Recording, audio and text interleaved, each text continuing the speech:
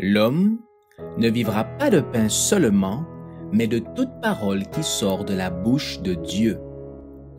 Voici votre moment de méditation quotidienne. Pour mieux connaître Jésus-Christ. Les mystères de la rédemption dévoilés, le 4 juillet. Alors, il leur ouvrit l'esprit, afin qu'ils comprissent les Écritures. Luc, chapitre 24, verset 45. Le Seigneur veut que nous ayons de lui une connaissance toujours plus riche et plus profonde. Il désire que nous croissions en une sagesse non terrestre mais céleste, celle du Christ, notre chef. Jusqu'où doit s'étendre cette connaissance? Le croyant doit atteindre la stature parfaite du Christ. Nous ne pouvons trop nous développer ni recueillir trop des rayons de lumière que Dieu nous envoie. L'erreur est autour de nous comme un torrent qui nous assaille. Pour résister à cet entraînement, particulièrement périlleux en ces derniers jours, nous avons besoin de toute la lumière d'en haut.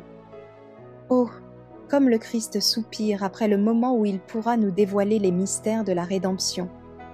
Il désirait le faire pour ses disciples, pendant qu'il était au milieu d'eux, sur la terre. Mais il n'était-il pas assez avancé dans la connaissance spirituelle pour comprendre ces paroles? Et il le leur dit en ces termes: « J'ai encore beaucoup de choses à vous dire, mais vous ne pouvez pas les porter maintenant. » Jean chapitre 16, verset 12. Oh, comme ils auraient mieux résisté à la terrible épreuve de la passion s'ils avaient auparavant été capables de recevoir les instructions du Christ. Ne le laisserons-nous pas ouvrir notre intelligence? Nous sommes à la frontière du monde éternel et nous devons rendre un témoignage que le ciel entier puisse approuver. Le Seigneur vient et il nous faut être prêts.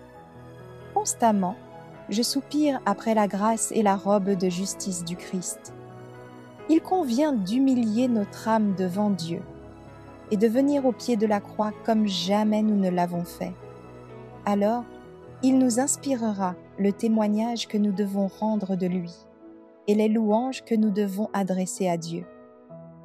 Il nous enseignera certains cantiques des anges et les actions de grâce que nous devons exprimer à notre Père céleste. Nous ne pouvons rien faire par nous-mêmes, mais Dieu veut toucher nos lèvres avec le charbon ardent de l'autel et sanctifier non seulement notre langue, mais notre être tout entier.